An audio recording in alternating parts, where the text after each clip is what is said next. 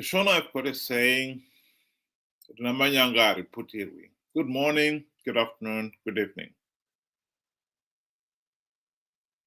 That saying basically means the truth will always come out. The truth can never be hidden forever. As much as Zanu PF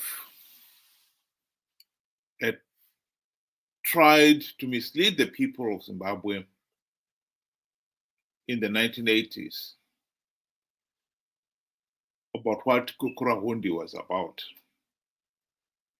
I think most people now know that Gukurahundi was first and foremost about forcing Zapu,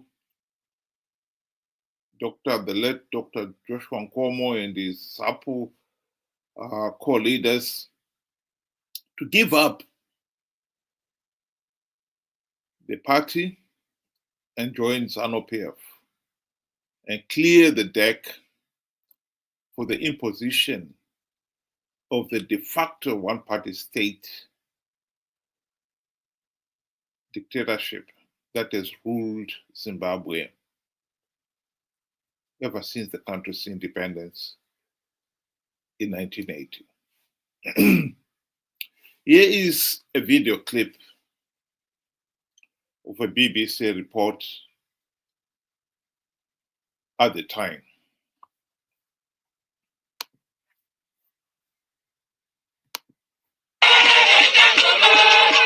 Only 3 years after independence, Mr. Nkomo has been driven out of the country he fought for. His party, his people are leaderless.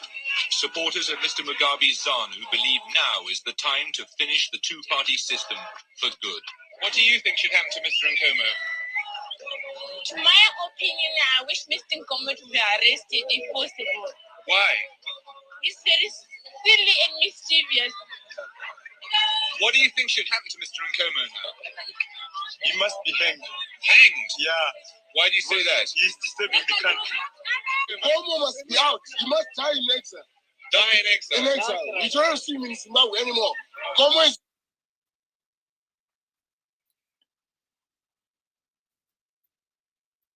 Zanu PF launched the Gukurahundi 1983 to 1987. And at the end of it, Dr. Nkomo and his colleagues threw in the towel and signed the Unity Accords, and thus clearing the way for the imposition of the one-party's Zanu PF one-party dictatorship that has ruled the country with an iron fist to this day. That is a historic fact. The only time that Zanu PF nearly lost its iron grip on power was in 2008. The election that year were the nearest the country has ever got to holding free, fair, and credible elections.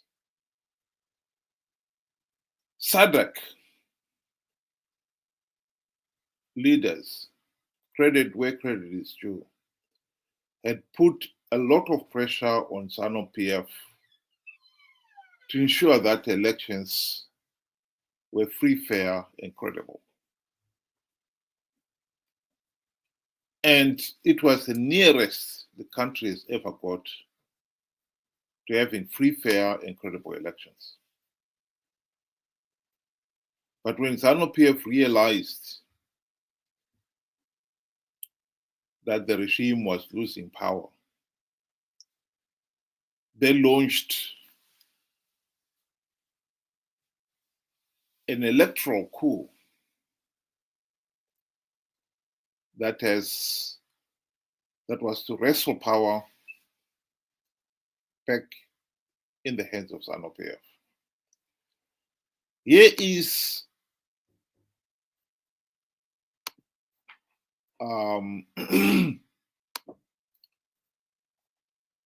Emerson Mnangagwa boasting about his role in the electoral coup of 2008.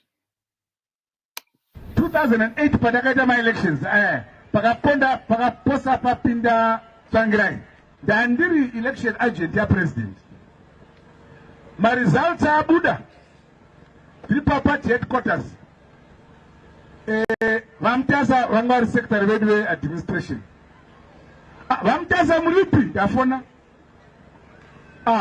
ndiri kwarusapi komogwenda kwarusapi seka results achibuda kudai vanga aiwa zvako izvo Mnangagwa ndezvako endaenda kumusha ofisi vanga vabisa zvinhu zvavo zvose watofunga kuti zani yadini yaparara. President ofona zvakamira sei kati atomamira zvakaita takatodini kateda sei manje mama ndikati abvudzai baba nditaurira baba gadzirai politburo cabinet musarangarira zvimwe zvinhu gadzirai chi cabinet asi nangoda kuti muzive kuti 2008 results abuda vamutasa vakatiza. As a country we face a generational transition. Vana vesa vari below 35, they are crying out for help. The country is in a mess. Arusuru, we know we are inheriting a mess. We know this country has been left with nothing. I'm assuring you that starting from tomorrow, you'll see a different nation from what you have seen or read on the news about these results and everything. Where we are going ahead there, the situation will be very different. What we said to our people, they could not see with their own eyes. We are going to act as we see it fit. We are prepared to go the whole distance.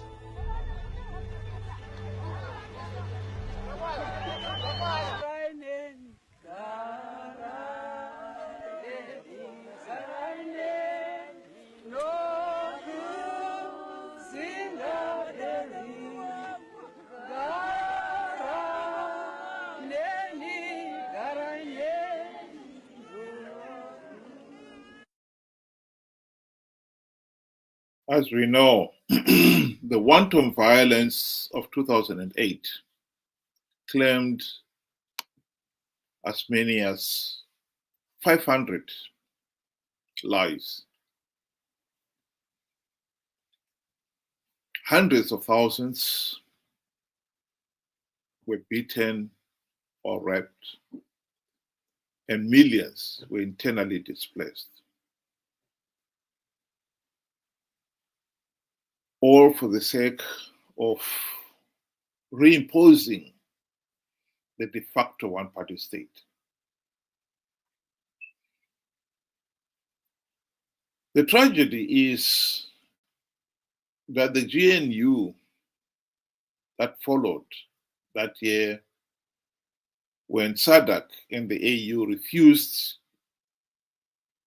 to give Zanu PF political legitimacy because of the blatant cheating and want of violence,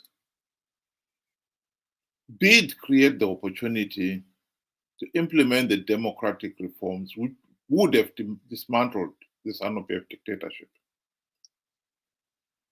Alas, not even one token reform was implemented in 5 years of the 2008 to 2013 GNU.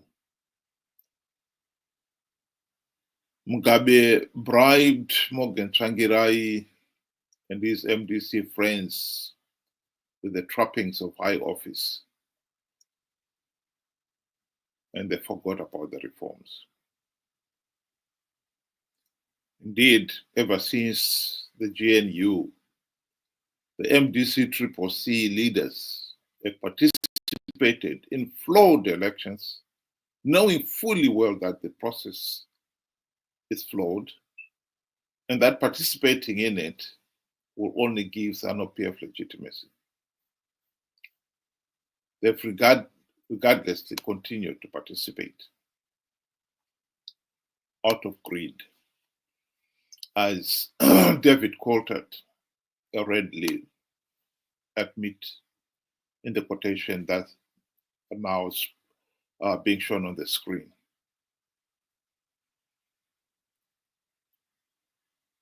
Zimbabwe is a failed state. And at the heart of it is because the country is a de facto one-party state dictatorship. We had the chance to end the dictatorship. We wasted it. And now we are caught in this endless cycle where the opposition continue participating in flawed elections, knowing fully well that they're flawed, knowing fully well that by participating they're giving Zanu PF legitimacy, but they continue to do it out of greed. Unfortunately, millions of their supporters are so naive and gullible, they believe even the idiotic lies of the opposition will win big because we have devised ways of winning rigged elections. And they keep participating in the flawed elections to give the regime legitimacy.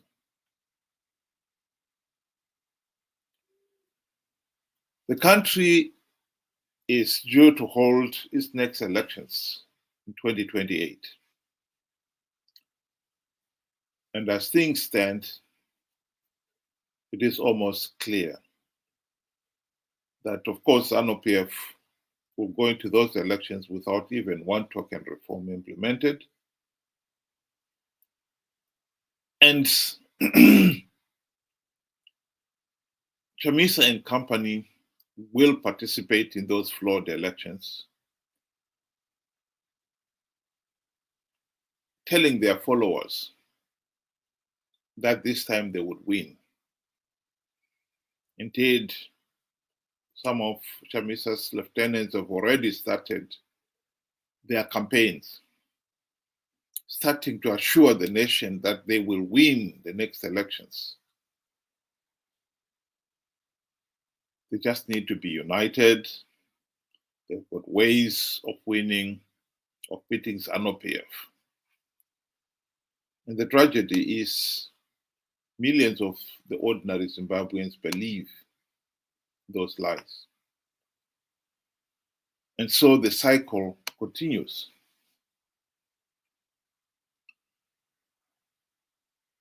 The truth is, if the people participate in the flawed elections, in their millions, as they did last year, SADC will have no choice but at best to condemn the elections as flawed and illegitimate, but cannot go the extra mile and deny Zanu PF legitimacy. For the simple reason that the opposition have participated in the elections and millions of Zimbabweans have done the same. The only chance of breaking this dictatorship, corrupt, incompetent, and tyrannical dictatorship that has ruled the country for the last 44 years, is persuading those naive and gullible Chamisa Chete Chete brigade to stop participating in flawed elections. There is no other way out. If you participate, you have to take the consequences. SADC will not deny Zanu PF legitimacy if millions of Zimbabweans participate in these flawed elections. Chamisa and company will entice and con people to participate because they don't care about the consequences. All they care about is their share of the few seats that Zanu PF has been giving away to entice the opposition to participate.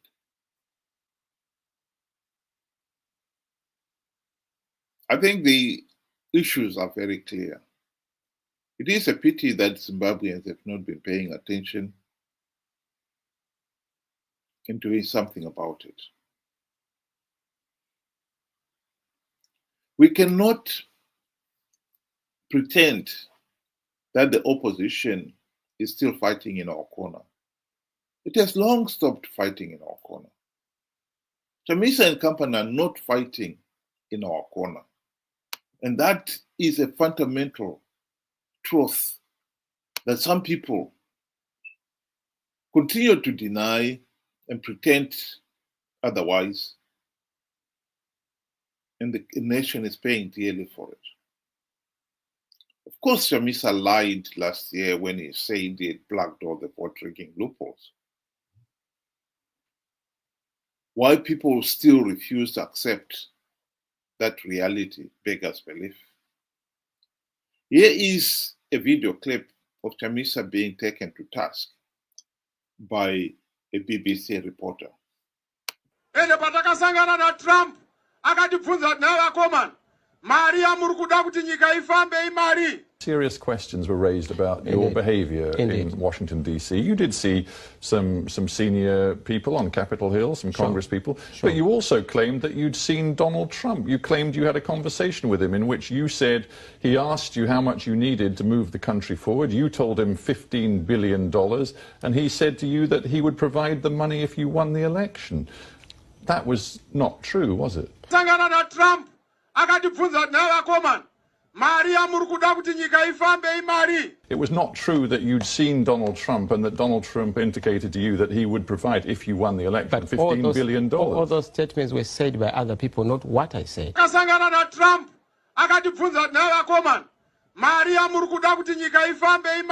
Well, no, because there is a video which shows you at a rally in January back home in Zimbabwe saying that Donald Trump had pretty much promised you $15 billion. To be clear, because some people in Zimbabwe are still confused, you're now telling me you did not meet Donald Trump. We did not.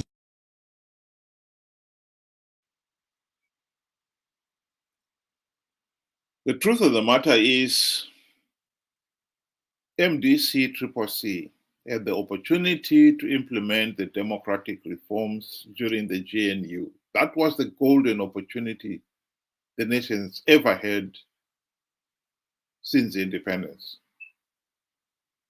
They wasted it. For the same reasons that they are participating in flawed elections. Breathtaking incompetence and greed. The people themselves have contributed to perpetuating the dictatorship in that they failed to see the MDC-CCC leaders for who they really are, corrupt and incompetent.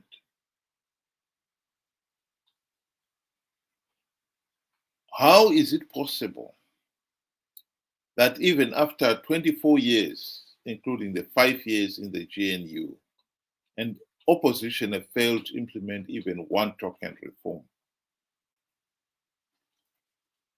The penny still hasn't dropped to many people out there that the MDC-CCC are not up to the task.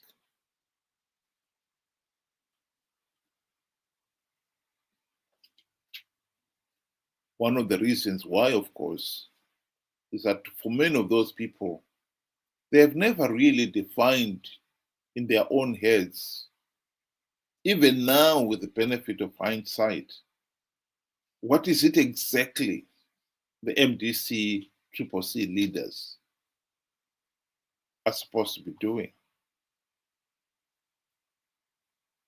MDC-CCC were elected ever since the launch of the party in 1999.